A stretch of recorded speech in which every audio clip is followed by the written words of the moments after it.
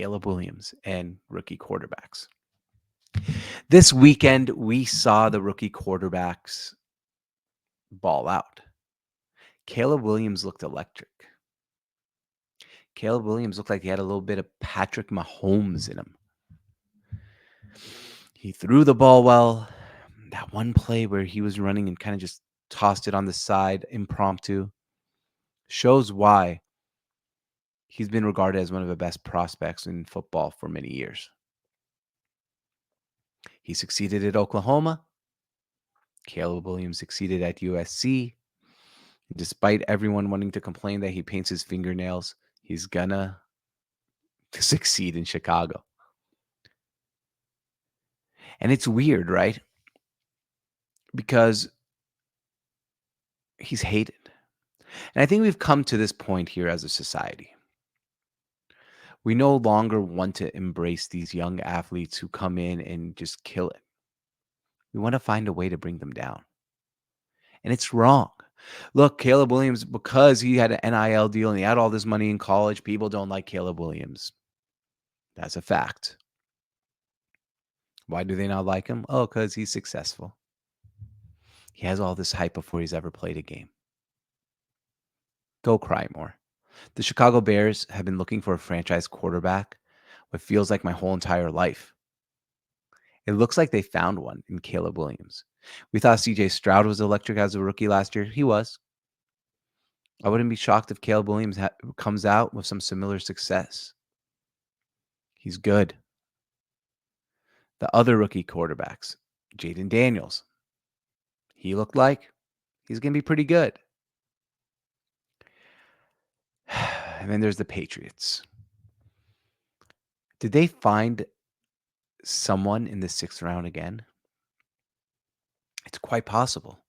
Because Joe Milton looked like a better quarterback than Drake May.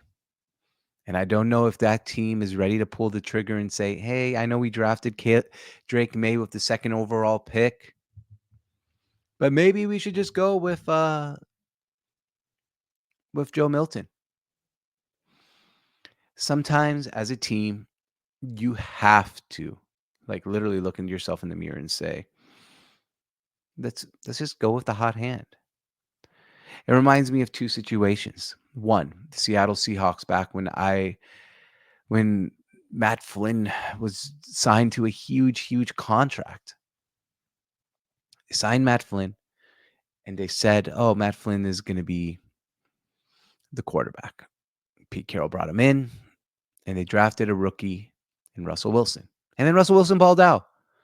So what did they do? They did what they had to do. They started Russell Wilson. So at the end of the day, that's what the Patriots should do. If Joe Milton actually wins the job, give him the freaking job. The other rookie quarterbacks, J.J. McCarthy, he looks sharp. Kind of weird because at some point earlier in the college football season last year, the problem with Michigan was J.J. McCarthy, they said.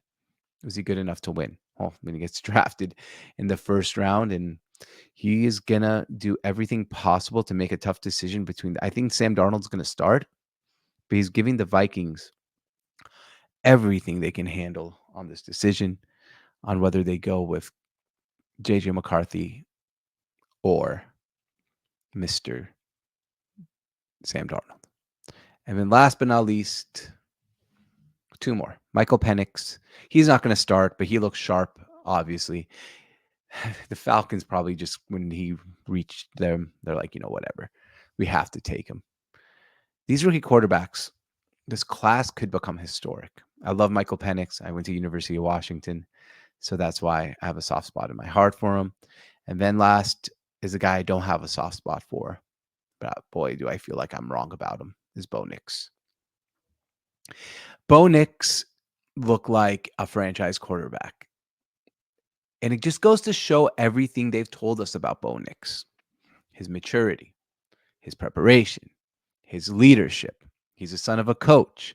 And, there was a funny anecdote that when Bo Nix went to interview with the Denver Broncos, that he walked into the room with 3 things in his backpack. And a lot of people made fun of this, myself included. Oh, he walked in with with cleats, a football, and tape so he can tape his ankles and arms for football. Oh shit, maybe he is prepared. Maybe Bo Nix is an ultimate amazing quarterback. Maybe Bo Nix is going to be one of those all-time greats. Look, Sean Payton knows quarterbacks. He moved off Russell Wilson pretty quickly. He wasn't happy with him. And all accounts out of Denver Broncos camp is Nix looks really good. Somehow, so did Zach Wilson, who's also highly talented. Not a big fan of the Denver Broncos. Their fan base kind of bugged me after the Russell Wilson trade. But I have to say, boy, they might be a sleeper team this year that's going to be really damn good. That division I know is stacked with Justin Herbert and Patrick Mahomes. And then the Raiders, unfortunately, aren't stacked. But could Bo Nix or Zach Wilson just become a star under the Sean Payton offense? Even Russell Wilson, who struggled last year, had an actually pretty good year under Sean Payton.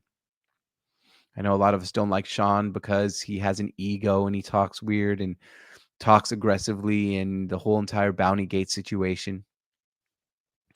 But I wouldn't be completely and utterly shocked if Sean Payton and the Denver Broncos somehow